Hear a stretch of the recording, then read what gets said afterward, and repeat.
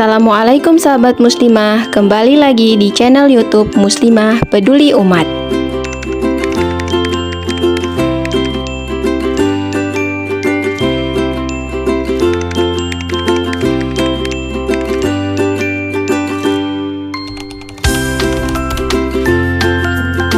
Palestina itu negara yang sekarang ini lagi sedang dijajah oleh bangsa Israel. Palestina itu adalah negara yang banyak orang-orang Muslim, dan Palestina telah dibombardir oleh Israel, dan Palestina itu dikasihani oleh orang-orang seperti negara-negara yang memiliki muslimah seperti Arab dan yang lain-lain.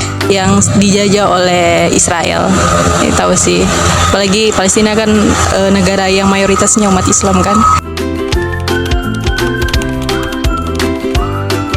Kasih makanan, membantu mereka memakan makanan yang bersih, kasih minuman yang bersih, dan membantu mereka bisa tenang di Palestina.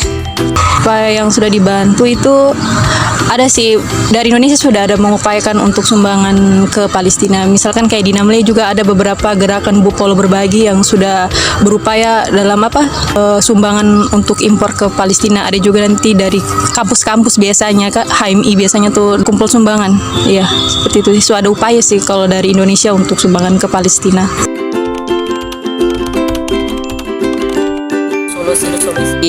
Bantuan seperti kemiliteran untuk Palestina, sebenarnya waktu pertemuan PBB itu sudah kesepakatan ada bantuan-bantuan seperti militeran untuk membantu Palestina di sana, tapi ternyata semuanya tidak berjalan dengan mulus ya, karena mungkin ada sesuatu hal atau sebab-sebab lain yang sehingga untuk bantuan-bantuan ke sana itu tidak terpenuhi begitu. Negara yang lain bisa membantu Palestina supaya tidak dibombardir oleh Israel. Pencatan bom di mana-mana ke Palestina tuh ada sampai pemikiran kalau katanya sebagai warga Indonesia tuh ambil sebagian penduduk dari Palestina, tapi kan tidak semudah itu kan. Pasti sebenarnya dari Pak Prabowo sudah mempunyai upaya mau ambil sebagian warga Palestina ke Indonesia, tapi dari Palestina sendiri kayaknya dong yang saya mau ke Indonesia dong, tetap berjuang di pun negara sendiri demi Islam. Stop, apa yang terjadi di Palestina bukan sekadar konflik,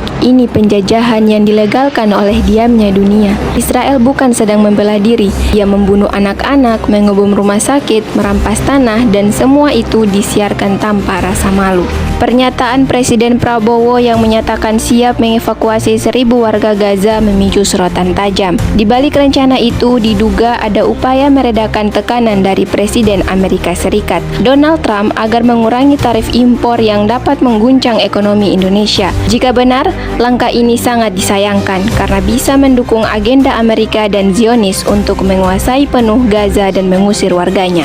Trump mempromosikan rencana damai yang menyaratkan pembangunan ulang Gaza dengan dalih kemanusiaan. Padahal tujuannya adalah mengosongkan wilayah tersebut. Ia telah melobi berbagai negara Arab, bahkan negara-negara Afrika termasuk Indonesia, agar mau menampung warga Gaza.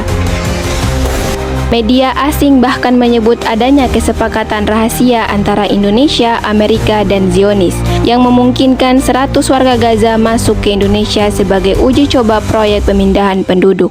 Walaupun pemerintah Indonesia menyatakan mendukung Palestina, kenyataannya kebijakan luar negeri Indonesia cenderung mengikuti kehendak negara besar seperti Amerika.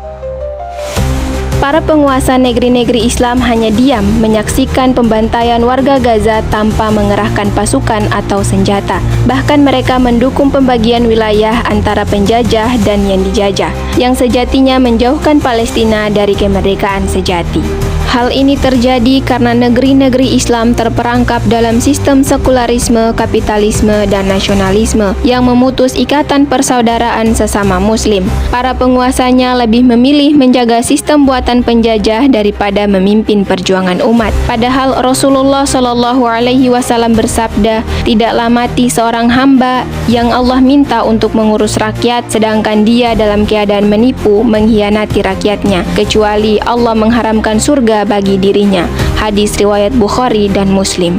Satu-satunya cara menyelamatkan Gaza adalah dengan mengerahkan seluruh kekuatan umat dalam perjuangan di jalan Allah. Namun perjuangan ini hanya mungkin dipimpin oleh seorang khalifah yang dibaiat untuk menerapkan seluruh syariat Islam. Sejak runtuhnya khilafah lebih dari 100 tahun lalu, umat Islam hidup tanpa pelindung dan terus berada dalam penderitaan di bawah sistem kapitalisme yang rusak. Kini saatnya umat menyadari bahwa Islam bukan sekedar agama ritual, tapi ideologi yang mampu menyelesaikan seluruh problematika kehidupan. Khilafah bukan sekedar mimpi, tapi janji Allah dan kabar gembira dari Rasul-Nya. Perjuangannya adalah bentuk nyata dari iman, dan Allah telah menyiapkan surga bagi siapa saja yang ikhlas di jalan ini.